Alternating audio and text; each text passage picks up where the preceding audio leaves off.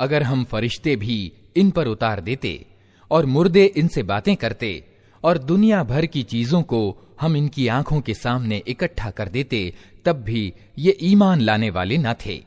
ये और बात है कि अल्लाह ही यही चाहता हो कि ये ईमान लाएं, मगर ज्यादातर लोग नादानी की बातें करते हैं। और हमने तो इसी तरह हमेशा शैतान इंसानों और शैतान जिन्नों को हर नबी का दुश्मन बनाया है, जो एक दूसरे के मन में चिकनी चुपड़ी बातें, धोखा और फरेब देने के लिए डाला करते रहे हैं। अगर तुम्हारा रब चाहता कि वे ऐसा न करें तो वे कभी न करते। अतः तुम उन्हें उनके हाल पर छोड़ दो कि झूठे बकवास करते रहें। ये सब कुछ हम उन्हें इसीलिए करने दे रहे हैं कि जो लोग आखिरत को नहीं मानते, उनके दिल इस सुहावने धोखे की ओर झुकें और वे उससे राजी हो जाएं और उन बुराइयों को करें जो वे करना चाहते हैं। फिर जब हाल ये है तो क्या मैं अल्लाह के सिवा कोई और फैसला करने वाला तलाश करूं? हालांकि उसने पूरे विस्तार के साथ तुम्हारी ओर किताब अवतरित कर दी है, और जिन लोगों को हमने तुमसे पहले किताब दी थी वे जानते हैं कि ये किताब तुम्हारे रब ही की ओर से सत्य के साथ उतरी है। अतः तुम संदेह करने वालों में शामिल न हो। तुम्हारे रब की बात सच्चाई और इंसाफ की दृष्टि से पूर्ण है। कोई उसके आदेशों को बदलने वाला नहीं है, और वो सब कुछ सुनता और जानता है। और ए नबी, अगर तुम उनके बहुतेरे लोगों के कहने पर चलो जो जमीन पर बसते हैं, तो वे तुम्हें अल्लाह के मार्ग से भटका देंगे। वे तो सिर्फ अटकल पर चलते और अटकल दौड़ाते हैं। वास्तव में तुम्हारा रब ज्यादा जानता है कि कौन उसके मार्ग से हटा हुआ है और कौन सीधे मार्ग पर है। फिर अगर तुम लोग अल्लाह की आयतों पर ईमान रखते हो तो जिस जानवर पर अल्लाह का नाम लिया गया हो उसका मांस खाओ। आखिर क्या कारण है कि तुम वो चीज ना खाओ जिस पर अल्लाह का नाम लिया गया हो? हालांकि जिन चीजों का इस्तेमाल विवशता की स्थिति के सिवा दूसरी सभी स्थितियों में अल्लाह ने हराम कर दिया है, उनका विवरण वो तुम्हें बता चुका है। अधिकतर लोगों का हाल ये है कि ज्ञान के बिना वे सिर्फ अपनी इच्छाओं के आधार पर पथभ्रष्ट करने वाली बातें करते हैं। इन सीमाओं से आगे बढ़ने वालों को तुम्हारा रब खूब जानता है। तुम खुले गुनाहों से भी बचो और छिपे गुनाहों से भी। जो लोग गुनाह कमाते हैं वे अपनी इस कमाई का बदला पाकर रहेंगे। और जिस जानवर को अल्लाह का नाम लेकर ज़बह न किया गया हो उसका मांस न खाओ। ऐसा करना सीमा का उल्लंघन है। शैतान अपने साथियों के दिलों में संदेह और आक्षेप की बातें डाल देते हैं ताकि वे तुमसे झगड़ा करें। लेकिन अगर तुम उनके कहने पर चले तो यकीनन तुम मुशरिक यानी बहुदेववादी हो। क्या वो व्यक्ति जो पहले मुर्दा था, फिर हमने उसको जिंदगी दी और उसको वो प्रकाश प्रदान किया जिसके उजाले में वो लोगों के बीच जिंदगी की राह तय करता है, उस व्यक्ति की तरह हो सकता है जो अंधेरों में पड़ा हुआ हो और किसी तरह उनसे न निकलता हो। अधर्मियों के लिए तो इसी तरह उनके कर्म सुहावने बना दिए गए हैं, और इसी तरह हमने हर बस्ती में उसके बड़े बड़े अपराधियों को लगा दिया है कि वहां अपने छल कपट का जाल फैलाएं। वास्तव में वे अपने छल कपट के जाल में खुद फंसते हैं, मगर उन्हें इसकी समझ नहीं है। जब उनके सामने कोई आयत आती है तो वे कहते हैं हम न मानेंगे जब तक कि वो चीज खुद हमको न दी जाए जो अल्लाह के रसूलों को दी गई है। अल्लाह खूब जानता है कि अपना संदेश पहुंचाने का काम किससे ले और किस तरह ले। करीब है वो समय जब इन अपराधियों को अपनी मक्कारियों के बदले में अल्लाह के यहां अपमान और सख्त अजाब का सामना करना पड़ेगा। अतः ये सत्य है कि जिसे अल्लाह राह से लगाने का इरादा करता है उसका सीना इस्लाम के लिए खोल देता है, और जिसे गुमराही में डालने का इरादा करता है उसके सीने को तंग कर देता है और ऐसा भींचता है कि इस्लाम की कल्पना करते ही उसे ऐसा लगने लगता है कि मानो उसकी जान आसमान की ओर उड़ी जा रही है। इस तरह अल्लाह सत्य से भागने और उससे नफरत करने की गंदगी उन लोगों पर डाल देता है जो ईमान नहीं लाते। हालांकि ये मार्ग तुम्हारे रब का सीधा मार्ग है और इसके चिन्ह उन लोगों के लिए स्पष्ट कर दिए गए हैं जो नसीहत कबूल करते हैं। उनके रब के पास उनके लिए सलामती का घर है और वो उनका संरक्षक है उस सही व्यवहार नीति के कारण जो उन्होंने अपनाई।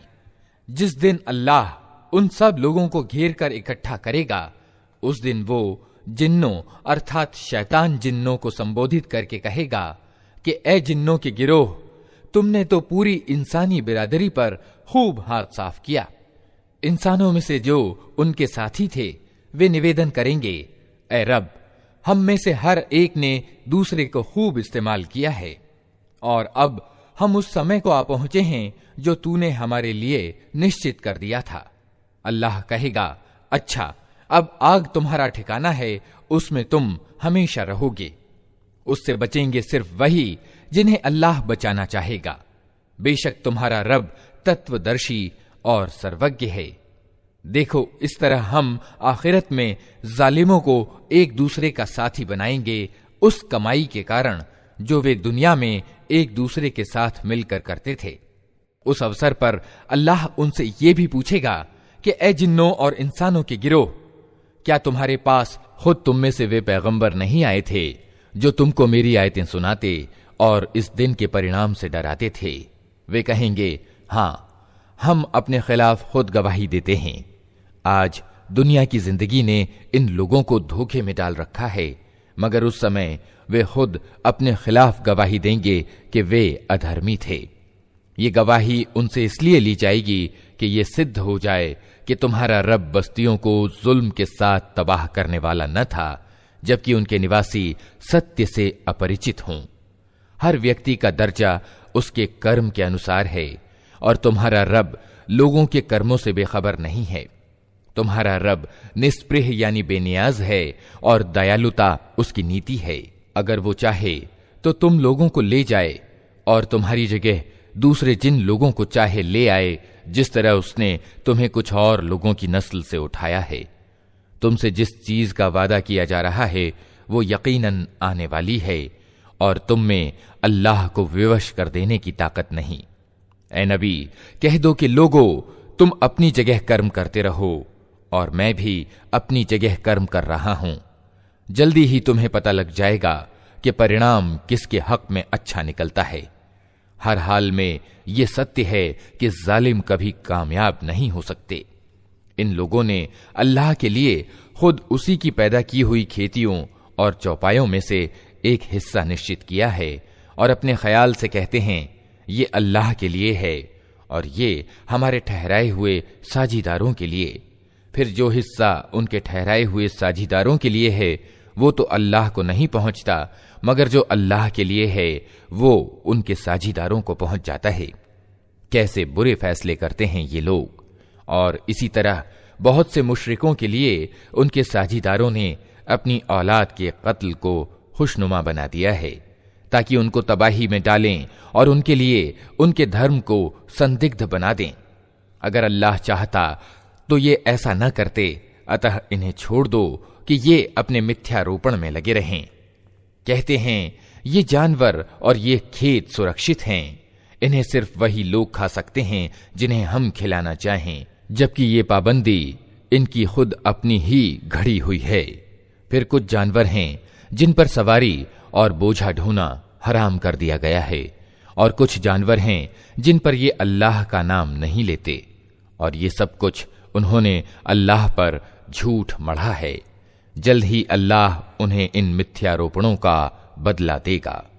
और कहते हैं कि जो कुछ इन जानवरों के पेट में है ये हमारे मर्दों के लिए खास है और हमारी औरतों के लिए हराम, लेकिन अगर वो मुर्दा हो तो दोनों उसके खाने में शरीक हो सकते हैं। ये बातें जो उन्होंने घड़ ली हैं, इनका बदला अल्लाह उन्हें देकर रहेगा। यकीनन वो तत्वदर्शी है और सब बातों की उसे खबर है। यकीनन घाटे में पड़ गए वे लोग जिन्होंने अपनी औलाद को अज्ञान और मूर्खता के कारण कत्ल किया और अल्लाह की दी हुई रोजी को अल्लाह पर झूठ गढ़कर अवैध ठहरा लिया। यकीनन वे भटक गए और हरगिज वे सीधा मार्ग पाने वालों में से न थे। वो अल्लाह ही है जिसने तरह तरह के बाग और अंगूर लताओं के बाग और नखलिस्तान पैदा किए, खेतियां उगाईं जिनसे तरह तरह के खाद्य पदार्थ प्राप्त होते हैं, जैतून और अनार के पेड़ पैदा किए जिनके फल रूप रंग में मिलते जुलते और स्वाद में भिन्न होते हैं।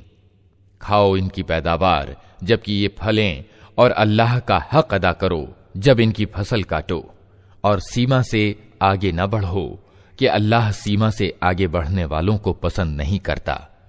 फिर वही है जिसने चौपायों में से वे जानवर भी पैदा किए जिनसे सवारी और बोझ ढोने का काम लिया जाता है, और वे भी जो खाने और बिछाने के काम आते हैं। खाओ उन चीजों में से जो अल्लाह ने तुम्हें प्रदान की हैं, और शैतान की पैरवी ना करो क्योंकि वो तुम्हारा खुला दुश्मन है। ये 8 नर मादा हैं, 2 भेड़ की जाति से और 2 बकरी की जाति से। ए नबी, इनसे पूछो कि अल्लाह ने उनके नर हराम किए हैं या मादा, या वे बच्चे जो भेड़ों और बकरियों के पेट में हों। ठीक ठीक ज्ञान के साथ मुझे बताओ अगर तुम सच्चे हो। और इसी तरह 2 ऊंट की जाति से हैं और 2 गाय की जाति से। पूछो इनके नर अल्लाह ने हराम किए हैं या मादा, या वे बच्चे जो ऊंटनी और गाय के पेट में हों। क्या तुम उस समय हाजिर थे जब अल्लाह ने इनके हराम होने का आदेश तुम्हें दिया था? फिर उस व्यक्ति से बढ़कर जालिम और कौन होगा जो अल्लाह से जोड़कर झूठी बात कहे ताकि ज्ञान के बिना लोगों का गलत मार्गदर्शन करे। यकीनन अल्लाह ऐसे जालिमों को सीधा मार्ग नहीं दिखाता। ए नबी, इनसे कहो कि जो प्रकाशना यानी वही मेरी ओर से आई है, उसमें तो मैं कोई चीज ऐसी नहीं पाता जो किसी खाने वाले पर हराम हो, सिवाय इसके कि वो मुर्दार हो, या बहाया हुआ खून हो, या सूअर का मांस हो कि वो नापाक है, या मर्यादा से हटा हुआ यानी फिस्क हो कि अल्लाह के सिवा किसी और के नाम पर ज़िबह किया गया हो। फिर जो व्यक्ति मजबूरी की हालत में कोई चीज इनमें से खा ले, बिना इसके कि वो नाफरमानी का इरादा रखता हो, और बिना इसके कि वो जरूरत की सीमा से आगे बढ़े, तो निश्चय ही तुम्हारा रब क्षमाशील और दयावान है। और जिन लोगों ने यहूदी धर्म ग्रहण किया, उन पर हमने सब नाखून वाले जानवर हराम कर दिए थे, और गाय की और बकरी की चर्बी भी, सिवाय उसके जो उनकी पीठ या उनकी आंतों से लगी हुई हो या हड्डी से लगी रह जाए। ये हमने उनकी सरकशी की सजा उन्हें दी थी, और ये जो कुछ हम कह रहे हैं बिल्कुल सत्य कह रहे हैं। अब अगर वे तुम्हें झुठलाएं तो उनसे कह दो कि तुम्हारा रब बहुत व्यापक दयालुता वाला है, और अपराधियों से उसके अजाब को फेरा नहीं जा सकता। ये मुशरिक यानी बहुदेववादी लोग तुम्हारी इन बातों के जवाब में जरूर कहेंगे कि अगर अल्लाह चाहता तो हम साझी न ठहराते, और न हमारे बाप दादा, और न हम किसी चीज को हराम ठहराते। ऐसी ही बातें बना बनाकर इनसे पहले के लोगों ने भी सत्य को झुठलाया था, यहां तक कि आखिरकार हमारे अजाब का मजा उन्होंने चख लिया। उनसे कहो, क्या तुम्हारे पास कोई ज्ञान है जिसे हमारे सामने पेश कर सको? तुम तो सिर्फ गुमान पर चल रहे हो और निरी कल्पनाएं करते हो। फिर कहो, तुम्हारे इस तर्क के मुकाबले में सत्य को पहुंचा हुआ तर्क तो अल्लाह के पास है। बेशक अगर अल्लाह चाहता तो तुम सबको सीधे रास्ते पर चला देता। उनसे कहो कि लाओ अपने वे गवाह जो इस बात की गवाही दें कि अल्लाह ही ने इन चीजों को हराम किया है। फिर अगर वे गवाही दे दें तो तुम उनके साथ गवाही न देना, और हरगिज उन लोगों की इच्छाओं के पीछे न चलना जिन्होंने हमारी आयतों को झुठलाया है, और जो आखिरत का इनकार करते हैं, और जो दूसरों को अपने रब का समकक्ष बनाते हैं।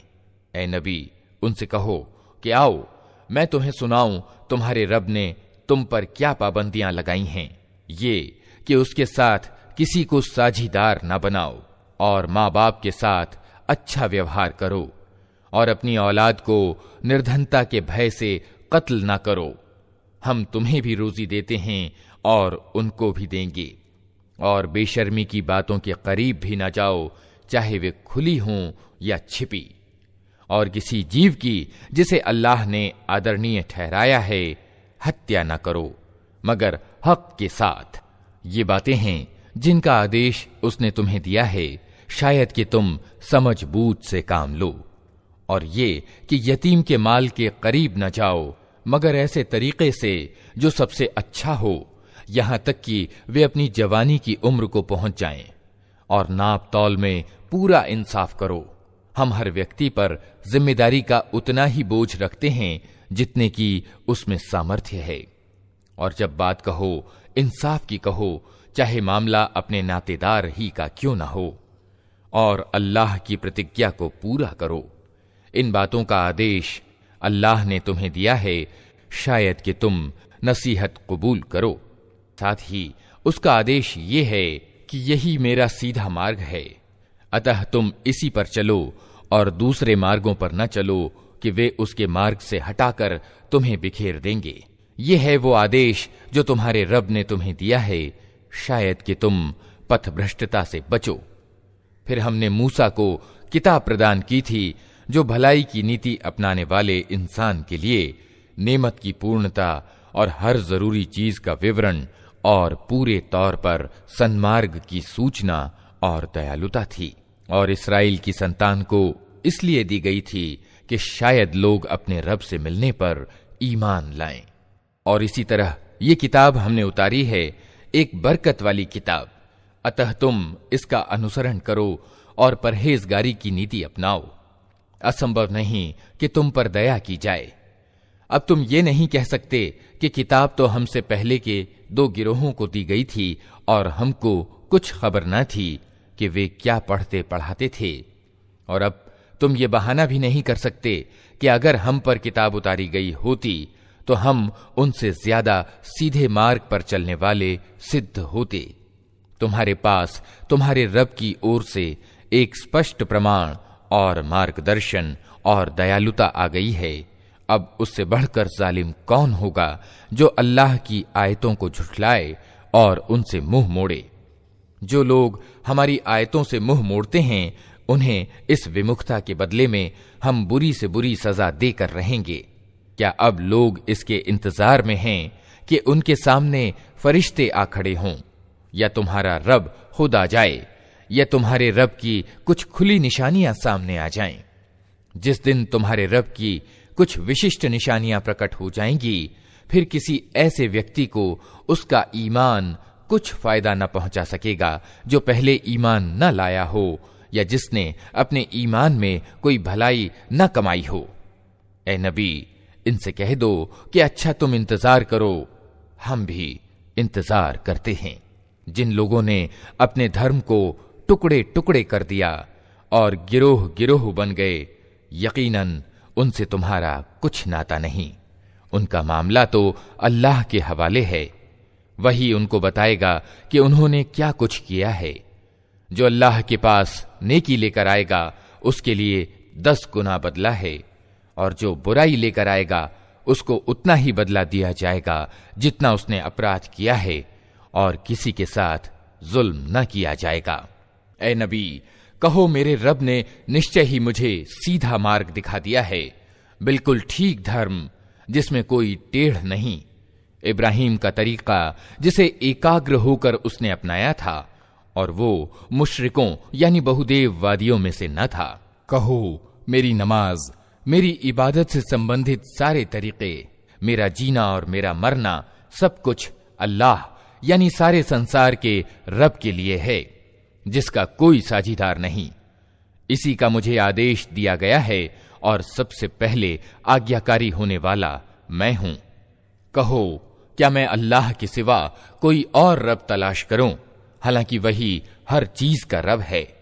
हर आदमी जो कुछ कमाता है उसका जिम्मेदार वो खुद है। कोई बोझ उठाने वाला दूसरे का बोझ नहीं उठाता। फिर तुम सबको अपने रब की ओर पलटना है, उस समय वो तुम्हारे मतभेदों की हकीकत तुम पर खोल देगा। वही है जिसने तुमको जमीन में खलीफा बनाया और तुम में से कुछ लोगों को कुछ लोगों के मुकाबले में ज्यादा ऊंचे दर्जे दिए, ताकि जो कुछ तुमको दिया है उसमें तुम्हारी परीक्षा करे। बेशक तुम्हारा रब सजा देने में भी बहुत तेज है और बहुत क्षमाशील और दयावान भी है। अल्लाह के नाम से जो बड़ा ही मेहरबान और रहम करने वाला है। अलिफ लाम मीम साद। ये एक किताब है जो तुम्हारी ओर उतारी गई है, अतः ए नबी तुम्हारे दिल में इससे कोई झिझक न हो। इसके उतारने का उद्देश्य ये है कि तुम इसके द्वारा इनकार करने वालों को डराओ और ईमान लाने वालों को नसीहत हो। लोगों, जो कुछ तुम्हारे रब की ओर से तुम पर उतारा गया है उस पर चलो और अपने रब को छोड़कर दूसरे सरपरस्तों का अनुसरण न करो, मगर तुम नसीहत थोड़े ही मानते हो। कितनी ही बस्तियां हैं जिन्हें हमने तबाह कर दिया। उन पर हमारा अजाब अचानक रात के समय टूट पड़ा या दिन दहाड़े ऐसे समय पर आया जबकि वे आराम कर रहे थे। और जब हमारा अजाब उन पर आ गया तो उनके मुंह से इसके सिवा और कुछ न निकला कि वास्तव में हम जालिम थे।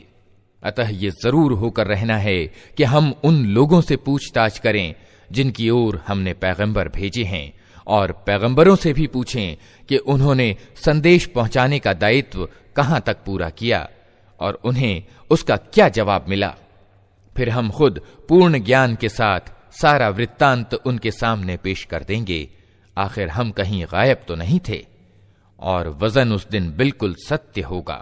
जिनके पलड़े भारी होंगे वही सफलता प्राप्त करने वाले होंगे, और जिनके पलड़े हल्के होंगे वही अपने आप को घाटे में डालने वाले होंगे, क्योंकि वे हमारी आयतों के साथ अन्यायपूर्ण व्यवहार करते रहे थे। हमने तुम्हें जमीन में अधिकारों के साथ बसाया और तुम्हारे लिए यहां जीवन सामग्री जुटाई, मगर तुम लोग कृतज्ञता थोड़ी ही दिखाते हो। हमने तुम्हारी संरचना का आरंभ किया, फिर तुम्हारा रूप बनाया, फिर फरिश्तों से कहा आदम को सजदा करो। इस आदेश पर सबने सजदा किया, मगर इब्लीस सजदा करने वालों में शामिल न हुआ। पूछा, तुझे किस चीज ने सजदा करने से रोका जबकि मैंने तुझे आदेश दिया था? बोला, मैं उससे अच्छा हूं, तूने मुझे आग से पैदा किया है और उसे मिट्टी से। कहा, अच्छा तू यहां से नीचे उतर, तुझे अधिकार नहीं है कि यहां बड़ाई का गर्व करे। निकल जा कि वास्तव में तू उन लोगों में से है जो खुद अपना अपमान चाहते हैं। बोला, मुझे उस दिन तक मोहलत दे जबकि ये सब दोबारा उठाए जाएंगे। कहा, तुझे मोहलत है? बोला, अच्छा तो जिस तरह तूने मुझे गुमराही में डाला है, मैं भी अब तेरी सीधी राह पर इन इंसानों की घात में लगा रहूंगा। आगे और पीछे, दाएं और बाएं, हर ओर से इनको घेरूंगा और तू इनमें से ज्यादातर को शुक्रगुजार ना पाएगा। कहा, निकल जा यहां से अपमानित और ठुकराया हुआ। विश्वास रख कि इनमें से जो तेरा अनुसरण करेंगे तुझ समेत उन सब से जहन्नम को भर दूंगा। और ए आदम, तू और तेरी पत्नी दोनों इस जन्नत में रहो जहां जिस चीज को तुम्हारा मन चाहे खाओ, मगर इस पेड़ के पास न फटकना, वरना जालिमों में से हो जाओगे। फिर शैतान ने उनको बहकाया ताकि उनकी गुप्त इंद्रियां जो एक दूसरे से छुपाई गई थीं उनके सामने खोल दे। उसने उनसे कहा, तुम्हारे रब ने तुम्हें जो इस पेड़ से रोका है, इसका कारण इसके सिवा कुछ नहीं है कि कहीं तुम फरिश्ते न बन जाओ या तुम्हें हमेशा की जिंदगी प्राप्त न हो जाए। और उसने कसम खाकर उनसे कहा कि मैं तुम्हारा सच्चा हितैषी हूं। इस तरह धोखा देकर वो उन दोनों को धीरे धीरे अपने ढब पर ले आया। आखिरकार जब उन्होंने उस पेड़ का मजा चखा तो उनकी गुप्त इंद्रियां एक दूसरे के सामने खुल गईं और वे अपने शरीरों को जन्नत के पत्तों से ढांकने लगे। तब उनके रब ने उन्हें पुकारा, क्या मैंने तुम्हें इस पेड़ से न रोका था और न कहा था कि शैतान तुम्हारा खुला दुश्मन है? दोनों बोल उठे, ऐ रब, हमने अपने ऊपर जुल्म किया। अब अगर तूने हमें माफ न किया और दया न की तो यकीनन हम तबाह हो जाएंगे। कहा, उतर जाओ, तुम एक दूसरे के दुश्मन हो और तुम्हारे लिए एक निश्चित अवधि तक जमीन में ठहरने की जगह और जीवन सामग्री है। और कहा, वहीं तुमको जीना और वहीं मरना है और उसी में से तुमको आखिरकार निकाला जाएगा। ए आदम की संतान, हमने तुम पर वस्त्र उतारा है कि तुम्हारे शरीर के गुप्त अंगों को ढाके और तुम्हारे लिए शरीर की रक्षा और सौंदर्य का साधन भी हो, और बेहतरीन वस्त्र परहेजगारी का वस्त्र है। ये अल्लाह की निशानियों में से एक निशानी है, शायद कि लोग इससे शिक्षा ग्रहण करें। ऐ आदम की संतान, ऐसा न हो कि शैतान तुम्हें फिर उसी तरह प्रलोभन परीक्षा में डाल दे, जिस तरह उसने तुम्हारे माँ बाप को जन्नत से निकलवाया था और उनके वस्त्र उन पर से उतरवा दिए थे, ताकि उनके गुप्त अंग एक दूसरे के सामने खोले। वो और उसके साथी तुम्हें ऐसी जगह से देखते हैं जहां से तुम उन्हें नहीं देख सकते। इन शैतानों को हमने उन लोगों का सरपरस्त बना दिया है जो ईमान नहीं लाते।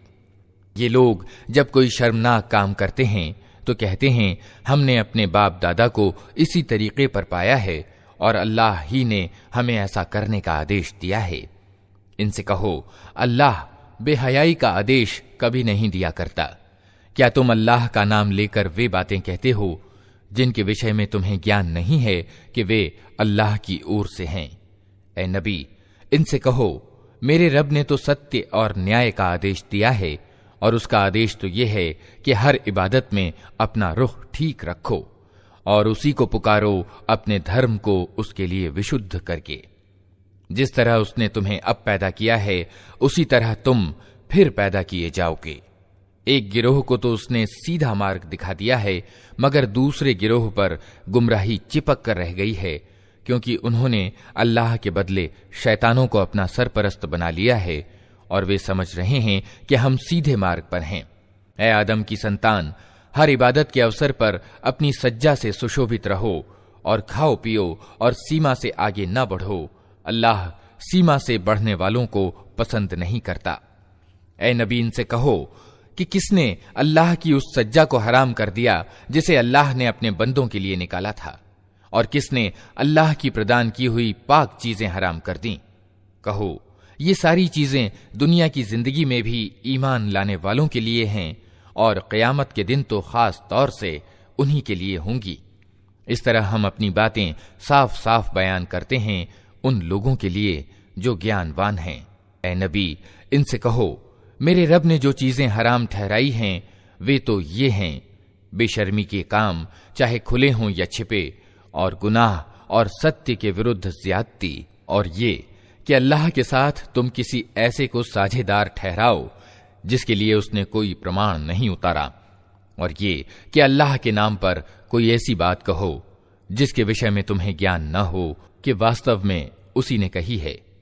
हर समुदाय के लिए मोहलत की एक अवधि निश्चित है, फिर जब किसी कौम की अवधि पूरी हो जाती है तो एक घड़ी भर की देर और अग्रसरता भी नहीं होती।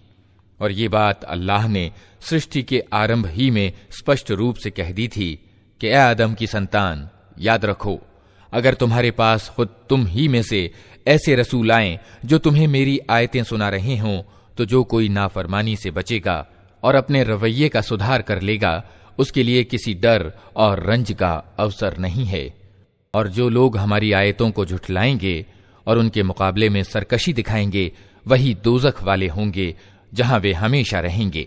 आखिर उससे बड़ा जालिम और कौन होगा जो बिल्कुल झूठी बातें गढ़कर अल्लाह पर मढ़े या अल्लाह की सच्ची आयतों को झुठलाए। ऐसे लोग अपने भाग्य के लिखे के अनुसार अपना हिस्सा पाते रहेंगे, यहां तक कि वो घड़ी आ जाएगी जब हमारे भेजे हुए फरिश्ते उनके प्राण ग्रस्त लेने के लिए पहुंचेंगे। उस समय वे उनसे पूछेंगे कि बताओ, अब कहां हैं तुम्हारे वे पूज्य जिनको तुम अल्लाह को छोड़कर पुकारते थे? वे कहेंगे कि सब हमसे गुम हो गए, और वे खुद अपने विरुद्ध गवाही देंगे कि हम वास्तव में सत्य का इनकार करने वाले थे। अल्लाह कहेगा, जाओ, तुम भी उसी जहन्नम में चले जाओ जिसमें तुमसे पहले गुजरे हुए जिन्न और इंसान के गिरोह जा चुके हैं। हर गिरोह जब जहन्नम में प्रवेश करेगा तो वो अपने से पहले के गिरोह को धिक्कारता हुआ प्रवेश करेगा, यहां तक कि जब सब वहां जमा हो जाएंगे तो हर पीछे वाला गिरोह पहले गिरोह के विषय में कहेगा कि ऐ रब, ये लोग थे जिन्होंने हमको पथभ्रष्ट किया, अतः इन्हें आग का दोहरा अजाब दे। जवाब में कहा जाएगा, हर एक के लिए दोहरा ही अजाब है, मगर तुम जानते नहीं हो। और पहला गिरोह दूसरे गिरोह से कहेगा कि अगर हम दोषी थे तो तुम ही को हमारी अपेक्षा कौन सी श्रेष्ठता प्राप्त थी। अब अपनी कमाई के फलस्वरूप अजाब का मजा चखो। विश्वास करो, जिन लोगों ने हमारी आयतों को झुठलाया है और उनके मुकाबले में सरकशी की है, उनके लिए आसमान के दरवाजे हरगिज न खोले जाएंगे। उनका जन्नत में जाना उतना ही असंभव है जितना सुई के नाके से ऊंट का पार होना। अपराधियों को हमारे यहां ऐसा ही बदला मिला करता है। उनके लिए तो जहन्नम का बिछौना होगा और जहन्नम ही का ओढ़ना। यह है वो बदला जो हम जालिमों को दिया करते हैं। इसके विपरीत जिन लोगों ने हमारी आयतों को मान लिया है और अच्छे काम किए हैं, और इस विषय में हम हर एक को उसकी सामर्थ्य ही के अनुसार जिम्मेदार ठहराते हैं, वे जन्नत वाले हैं जहां वे हमेशा रहेंगे। उनके हृदयों में एक दूसरे के खिलाफ जो मलिनता होगी उसे हम निकाल देंगे। उनके नीचे नहरें बहती होंगी और वे कहेंगे कि तारीफ अल्लाह ही के लिए है जिसने हमें ये मार्ग दिखाया। हम खुद मार्ग ना पा सकते थे अगर अल्लाह हमें मार्ग ना दिखाता। हमारे रब के भेजे हुए रसूल वास्तव में सत्य ही लेकर आए थे। उस समय आवाज आएगी कि ये जन्नत जिसके तुम वारिस बनाए गए हो, तुम्हें उन कर्मों के बदले में मिली है जो तुम करते रहे थे। फिर ये जन्नत के लोग दोज़ख वालों को पुकार कर कहेंगे, हमने उन सारे वादों को ठीक पाया जो हमारे रब ने हमसे किए थे। क्या तुमने भी उन वादों को ठीक पाया जो तुम्हारे रब ने किए थे? वे जवाब देंगे, हां। तब एक पुकारने वाला उनके बीच पुकारेगा कि अल्लाह की फिटकार उन जालिमों पर जो अल्लाह के मार्ग से लोगों को रोकते और उसे टेढ़ा करना चाहते थे और आखिरत यानी परलोक का इनकार करने वाले थे। उन दोनों गिरोह के बीच एक ओट हायल होगी जिसकी ऊंचाइयों पर कुछ और लोग होंगे। ये हर एक को उसके लक्षणों से पहचानेंगे और जन्नत वालों से पुकार कर कहेंगे कि सलामती हो तुम पर। ये लोग जन्नत में दाखिल तो नहीं हुए मगर उसके उम्मीदवार होंगे। और जब उनकी निगाहें दोज़ख वालों की ओर फिरेंगी तो कहेंगे, ऐ रब, हमें इन जालिम लोगों में सम्मिलित न करना।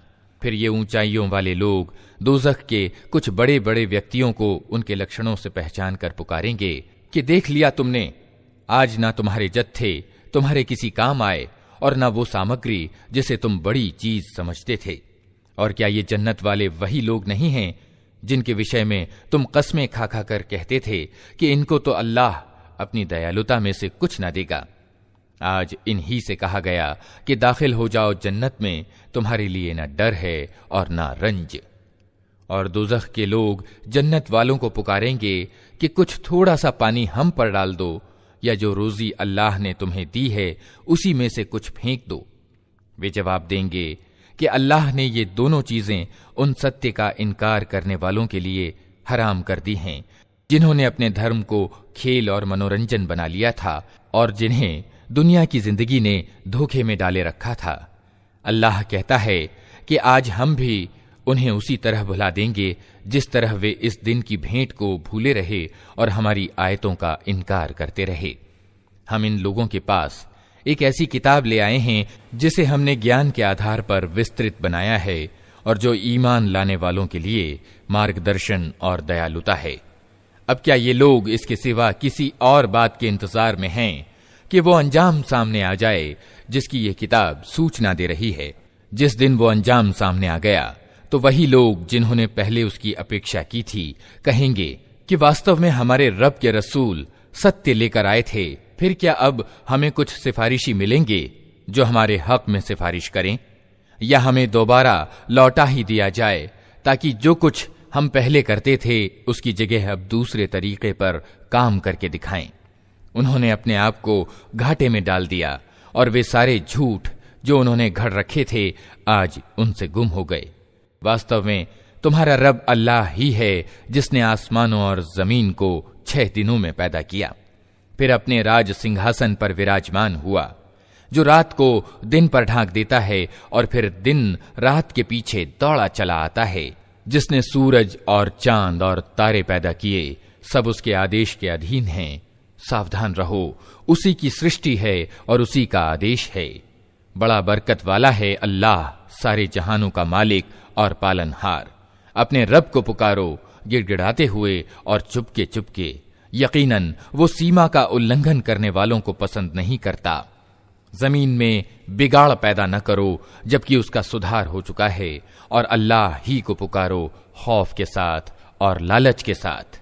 यकीनन अल्लाह की दयालुता अच्छे चरित्र वाले लोगों के करीब है, और वो अल्लाह ही है जो हवाओं को अपनी दयालुता के आगे आगे खुशखबरी लिए हुए भेजता है। फिर जब वे पानी से लदे हुए बादल उठा लेती हैं तो उन्हें किसी निर्जीव भूभाग की ओर चला देता है, और वहां मेंह बरसाकर उसी मरी हुई भूमि से तरह तरह के फल निकाल लाता है। देखो, इस तरह हम मुर्दों को मौत की हालत से निकालते हैं। शायद कि तुम इस निरीक्षण से शिक्षा ग्रहण करो। जो जमीन अच्छी होती है वो अपने रब के हुक्म से खूब फल फूल लाती है, और जो जमीन खराब होती है उससे घटिया पैदावार के सिवा कुछ नहीं निकलता।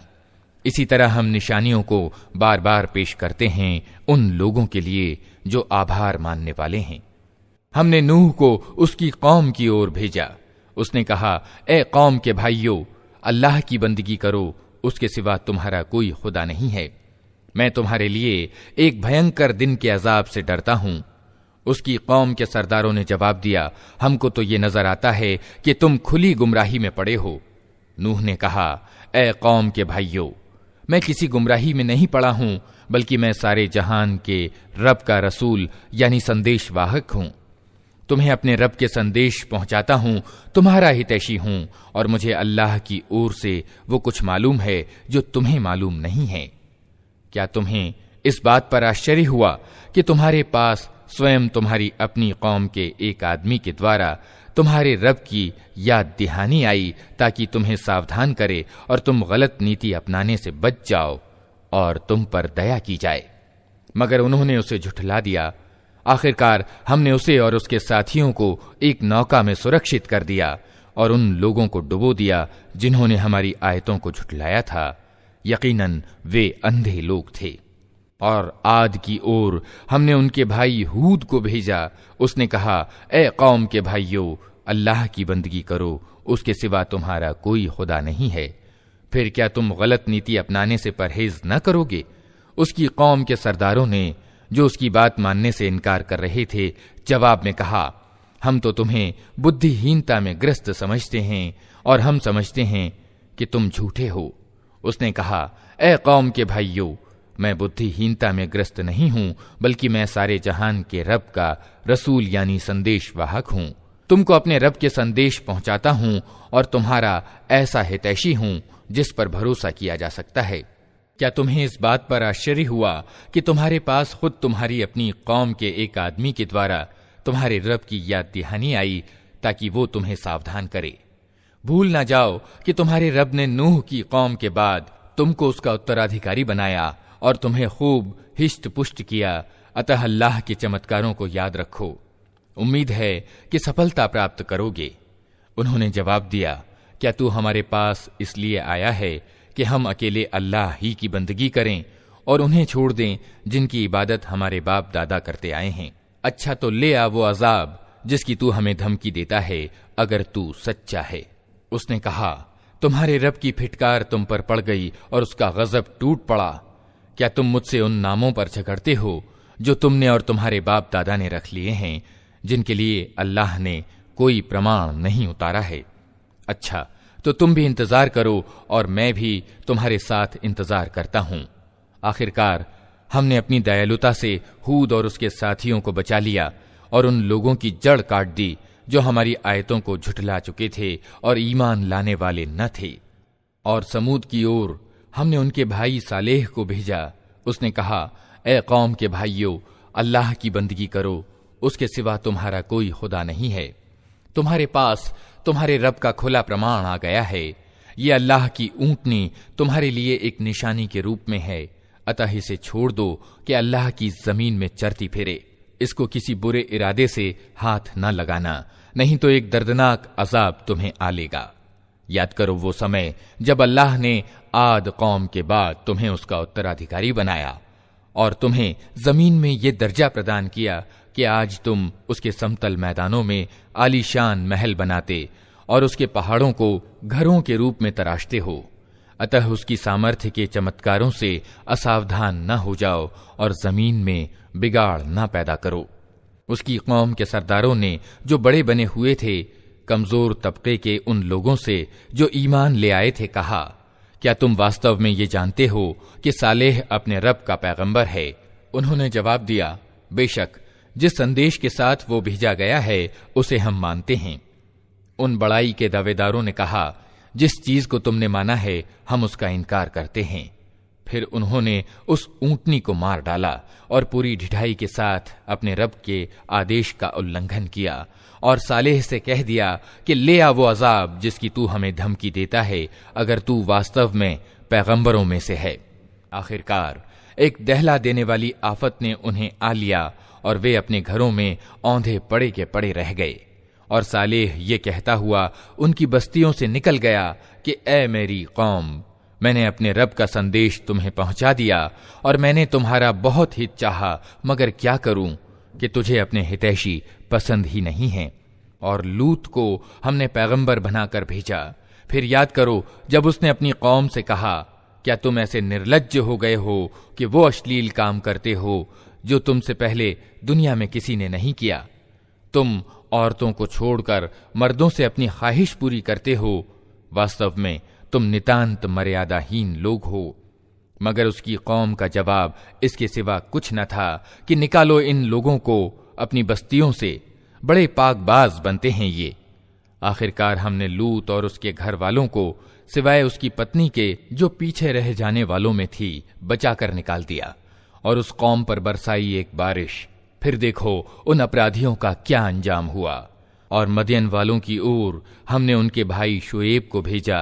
उसने कहा, ए कौम के भाइयों, अल्लाह की बंदगी करो, उसके सिवा तुम्हारा कोई खुदा नहीं है। तुम्हारे पास तुम्हारे रब का स्पष्ट मार्गदर्शन आ गया है, अतः नाप और तौल पूरे करो। लोगों को उनकी चीजों में घाटा न दो और जमीन में बिगाड़ पैदा न करो जबकि उसका सुधार हो चुका है। इसी में तुम्हारी भलाई है अगर तुम वास्तव में ईमान वाले हो। और जिंदगी के हर रास्ते पर बटमार बनकर ना बैठ जाओ कि लोगों को भयभीत करने और ईमान लाने वालों को अल्लाह के मार्ग से रोकने लगो और सीधे मार्ग को टेढ़ा करने के पीछे पड़ जाओ। याद करो वो समय जबकि तुम थोड़े थे, फिर अल्लाह ने तुम्हें बहुत कर दिया और आंखें खोलकर देखो कि दुनिया में बिगाड़ पैदा करने वालों का क्या अंजाम हुआ है। अगर तुम में से एक गिरोह उस शिक्षा पर जिसके साथ मैं भेजा गया हूं ईमान लाता है और दूसरा ईमान नहीं लाता, तो सब्र के साथ देखते रहो यहां तक कि अल्लाह हमारे बीच फैसला कर दे, और वही सबसे अच्छा फैसला करने वाला है।